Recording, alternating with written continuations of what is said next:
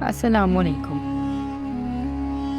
عاد کے لوگ یمن اور عمان کے درمیانی علاقے کے پہاڑوں میں کئی سال رہے۔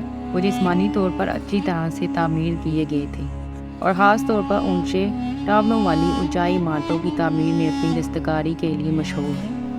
وہ طاقت اور دولت میں تمام قوموں میں نمایاں تھے، جس نے بدقسمتی سے انہیں مغرور بنا دیا۔ ان کی سیاسی طاقت ظالم حکمرانوں کے ہاتھ میں تھی، جن کے خلاف آواز اٹھانے کی کسی کی جرأت نہیں تھی۔ وہ اللہ کے وجود سے ناواقف تھے اور اس کی عبادت سے انکار کرتے تھے۔ وہ دوسرے دیوتاؤں کی بھی پوجا کرتے تھے، بشمول بتوں کی بھی۔ یہ ایک ایسا گناہ ہے جو اللہ معاف نہیں کرتا۔ اللہ تعالیٰ نے ان لوگوں کی ہدایت کرنا چاہی، اسی لیے ان میں سے ایک نبی بھیجا۔ یہ نبی حضرت ہود علیہ السلام تھے، جو ایک شریف النفاس انسان تھے، جنہوں نے اپنے کام کو بڑی استقامت اور بردباری سے نبھایا۔ بعض روایات کا دعویٰ ہے کہ ہود پہلے شخص تھے جو عربی بولتے، جبکہ بعض نے دعویٰ کیا ہے کہ نوح پہلے تھے۔ یہ بھی کہا گیا ہے کہ آدم علیہ السلام پہلے تھے۔ ہود نے بت پرستی کی مذمت کی اور اپنی قوم کو نصیحت کی، اے میری قوم، ان پتھروں کا کیا فائدہ جو تم اپنے ہاتھوں سے تراش کر عبادت کرتے؟ در حقیقت یہ عقل کی توہین ہے۔ عبادت کے لائق صرف ایک ہی معبود ہے اور وہ ہے اللہ۔ اسی کی عبادت کرنا اور صرف اسی کی عبادت تم پر فرض۔ اسی نے تمہیں پیدا کیا، وہی تمہیں رزق دیتا ہے اور وہی تمہیں موت دینے والا ہے۔ اس نے آپ کو حیرت انگیز جسم دیا اور آپ کو بہت سے طریقوں سے برکت دی، لہٰذا اس پر ایمان لاؤ اور اس کی نعمتوں سے اندھے نہ رہو، ورنہ وہی انجام تم پر آ جائے گا جس نے نوح کی قوم کو تباہ کیا تھا۔ اس نے ان سے کسی چیز کا مطالبہ نہیں کیا سوائے اس کے کہ وہ حق کی روشنی کو اپنے دلوں میں بسنے دیں۔ اللہ تعالیٰ کا ارشاد ہے، اور عاد کی طرف ان کے بھائی ہود کو بھیجا۔ اس نے کہا، اے میری قوم، اللہ کی عبادت کرو، اس کے سوا تمہارے کوئی معبود نہیں۔ انہوں نے کہا، اے ہود، آپ ہمارے پاس کوئی دلیل نہیں لائے اور ہم آپ کی صرف کہنے پر اپنے معبودوں کو نہیں چھوڑ رہے اور ہم آپ کو ماننے والے نہیں۔ انہوں نے کہا، میں اللہ کو گواہ بناتا ہوں اور بے شک میرا رب سیدھے رستے پر ہے، بس اگر تم روگردانی کرو گے تو پھر بھی میں نے وہ پیغام پہنچا دیا ہے جس کے ساتھ مجھے تمہاری طرف بھیجا گیا تھا۔ میرا رب آپ کے بعد دوسری قوموں کو بنائے گا اور آپ اسے کچھ بھی نقصان نہیں پہنچا سکیں گے، بے شک میرا رب ہر چیز پر نگہبان ہے۔ ہود نے ان سے بات کرنے اور اللہ کی نعمتوں کے بارے میں بتانے کی کوشش کی، کس طرح اللہ تعالیٰ نے انہیں نوح کا جانشین بنایا، کس طرح اس نے انہیں طاقت اور قوت بخشی اور کس طرح اس نے مٹی کو زندہ کرنے کے لیے بارش بھیجی۔ ہود کی قوم نے ان کے بارے میں دیکھا کہ وہ زمین پر سب سے زیادہ مضبوط ہے، اس لیے وہ زیادہ متکبر اور زیادہ ضد کرنے لگے۔ اس طرح انہوں نے ہود سے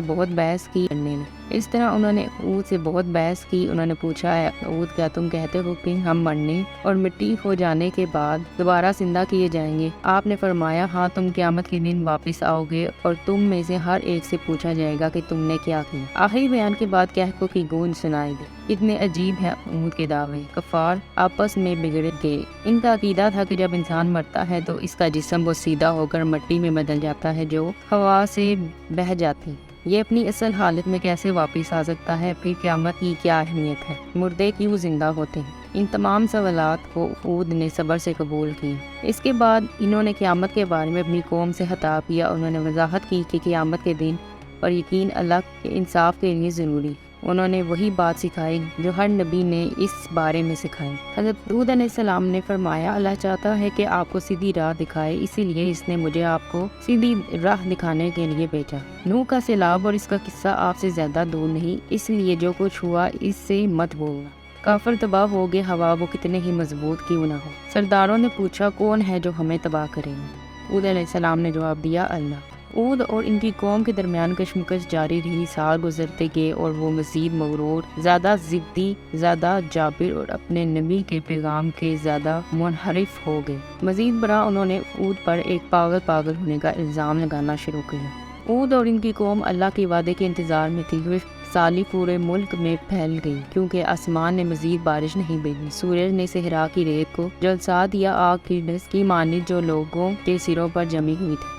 ہود علیہ السلام کے لوگ جلدی سے ان کے پاس آئے اور پوچھا، وہ خشکی کیا ہے؟ ہود نے جواب دیا، اللہ تم سے ناراض ہے، اگر تم اس پر ایمان لاؤ گے تو وہ تمہیں قبول کرے گا اور بارش برسے گی اور تم اس سے بھی زیادہ طاقتور ہو جاؤ۔ انہوں نے اس کا مذاق اڑایا اور اپنے عقیدے میں زیادہ ضدی، طنزیہ اور ٹیڑھے ہو۔ خشک سالی بڑھ گئی، درخت زردہ ہو گئے اور پودے مر گئے۔ ایک دن آیا جب انہوں نے آسمان کو بادلوں سے بھرا پایا۔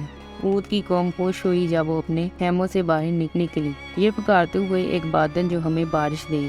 موسم اچانک خشک اور گرم جلنے سے سخت سردی میں بدل ہوا کے ساتھ جس نے ہر چیز کو ہلاک کر رکھا تھا، درخت، پودے، خیمے، مرد، عورت، ہوا، دن کے بعد دن اور رات کے بعد رات بڑھتی گئی۔ اود کی قوم بھاگنے لگی اور وہ پوچھنے کے لیے اپنے خیموں کی طرف بھاگ گئی، لیکن آندھی مضبوط ہو گئی، ان کے خیموں کو اکھاڑ پھینکا۔